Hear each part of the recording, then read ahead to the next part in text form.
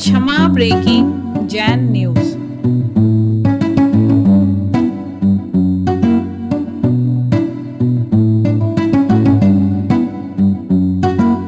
नमोस्तु। महाराज जी, प्रश्न पूछ रहा हूँ। वर्तमान परिस्थितियों में सामाजिक एकता की महती आवश्यकता है। उसे हेतु राष्ट्रीय जीन शासन एकता संघ की स्थापना पूज्य मुनि श्री सुधाकर जी महाराज और आपके आशीर्वाद से की गई है। महाराज जी, उसके विस्तार हेतु आपका मार्गदर्शन चाहिए। देखिए, समाज के सामने कई तरह की चुनौतियाँ हैं और उन चुनौतियों का हम तभी सामना कर सकेंगे जब हम संगठित होंगे।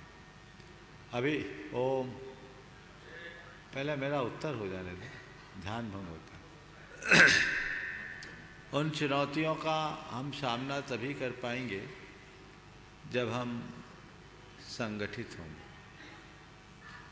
तो संगठन की आवश्यकता तो सब तरफ है। हम लोगों के साथ एक विचित्रता ये है कि जब कभी भी संगठनों की बातें होती है, हम लोग कुछ लोग इकट्ठे होते हैं और एक कोई संगठन खड़ा कर लेते हैं और उन संगठनों में प्रायः उन्हीं नामों को जोड़ दिया जाता है जो पहले से अनेक संगठनों में जुड़े हुए हैं। बाद में उनकी क्रियाशीलता गौण हो जाती है। संगठन बनते हैं और उनका उद्देश्य छिटक कर दूर हो जाता है। हमें चाहिए कि हम संगठन बनाएं और न केवल संगठन बनाएं, अपितु सबको संगठित करने का प्रयत्न करें।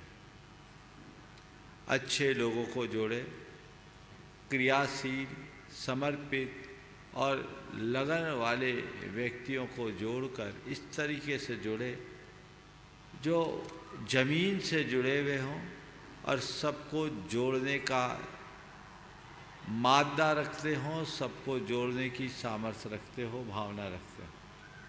ये बहुत अच्छा कार्य है।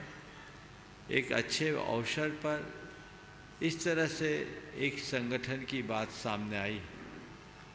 हम संगठित हों, सबको संगठित करें और अब तक के संगठनों की जो कमियां रही है उनसे अपने आप को बचाते हुए चले।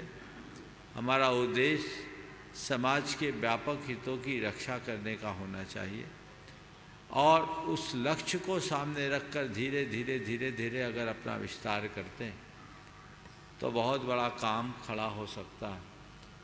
वक्त पर इकट्ठा होना बहुत ज़रूरी है।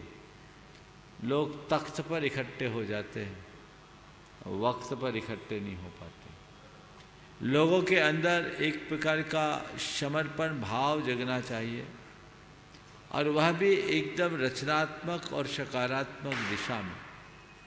यदि ऐसा मनोभाव लेकर चलेंगे, सुनिश्चित बहुत अच्छे परिणाम घटित होंगे।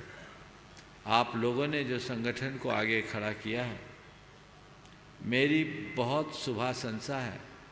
आप संगठित हों, खुद संगठित हों, लोगों को संगठित करें, लोगों के हृदय में एक जज्बात उत्पन्न करें कि हमारे संगठन का उद्देश्य समाज को एकजुट करने का है।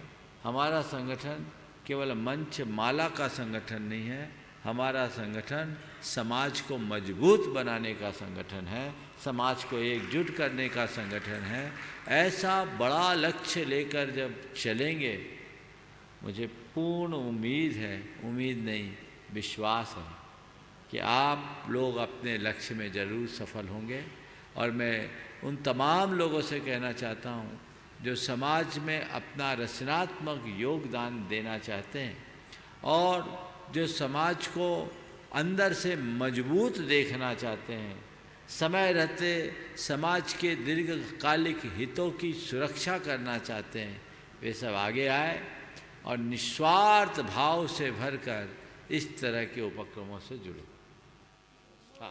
के चरणों में नमोस्तु नमोस्तु नमोस्तु। सुल्लक श्री को इक्षामी इक्षामी इक्षामी। हे महाराज श्री, मेरा प्रश्न यह है कि सबसे ज़्यादा भारत में लक्ष्मी जी की पूजा होती है, सबसे ज़्यादा अपन लोग ही लक्ष्मी जी की पूजा करते हैं, तो बाकी अन्य देशों में लक्ष्मी ज़्यादा क्यों है? और सबसे ज़्यादा शक्ति की पूजा भी भारत में ही होती है, तो अन्य देश सबसे ज़्यादा शक्तिशाली क्यों है? हमेशा भारत अन्य देशों से पीछे ही क्यों रहता है? भारत विकासशील देश है लेकिन विकसित क्यों नहीं? बहुत अच्छा सवाल है। तुम्हारे इस सवाल को आज से लगभग 8 साल पहले, जब मैं जयपुर में था, 9 साल पहले,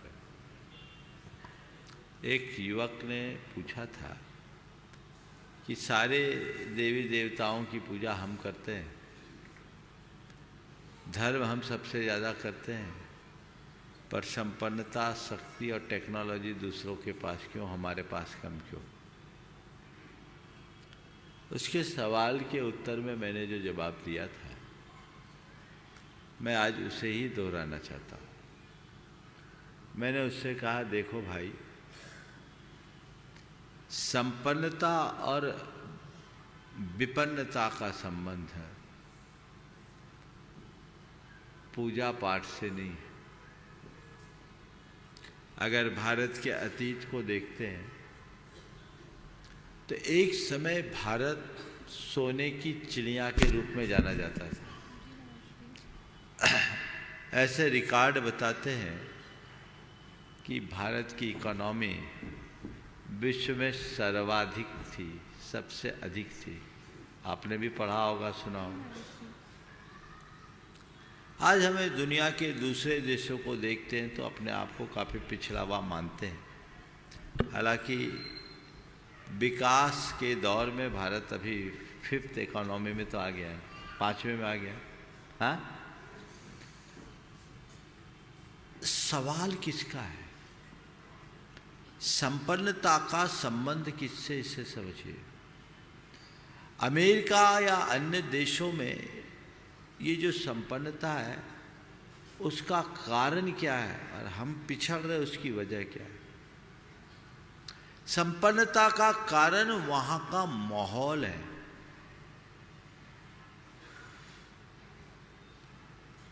पुण्य पाप तो सबका रहता है। एक आदमी मेन मार्केट में दुकान खोल के बैठेगा, वहां जो उसकी सेल होगी, वही व्यक्ति कोई आउटर में अपना शोरूम खोल के बैठेगा, क्या समान होगी? बोलो। पुण्य तो उसका भी यहाँ वही है, पुण्य तो दोनों का समान है, पर यहाँ ज़्यादा सेल आ रही और वहाँ कम क्यों? यहाँ माहौल है, वहाँ माहौल नहीं। जितने भी विकसित देश हैं वहाँ वैसा माहौल है। भारत में भी कभी ऐसा माहौल था तो भारत बहुत उन्नत और समृद्ध था, हर अर्थ में समर्थ था। एक लंबे समय तक गुलामी के जंजीरों में जकड़ा होने के कारण हमारे यहाँ का माहौल बिगड़ गया, सोच बिगड़ गई, इसलिए हम पिछड़ गए।